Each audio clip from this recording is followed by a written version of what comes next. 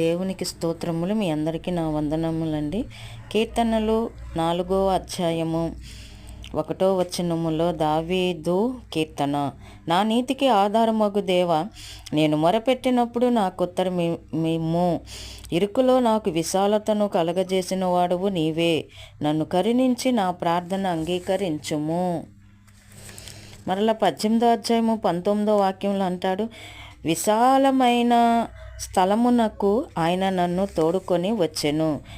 నేను ఆయనకు ఇష్టడును గనుక ఆయన నన్ను తప్పించెను. అదేవిధంగా ఎబ్బేజు కూడా ప్రార్థన చేస్తాడు. మొదటి దిన వృత్తాంతములు 4వ అధ్యాయము 10వ వచనములో ఇలాగున ప్రార్థన చేస్తాడు ఎబ్బేజు ఇశ్రాయేలీల దేవుని గూర్చి మొరపెట్టి, నీవు నన్ను నిశ్చయముగా ఆశీర్వదించి నా సరిహద్దును విశాలపరిచి నీ చెయ్యి నాకు తోడుగా ఉండ దయచేసి నాకు కీడు రాకుండా దానిలో నుండి నన్ను తప్పించుము.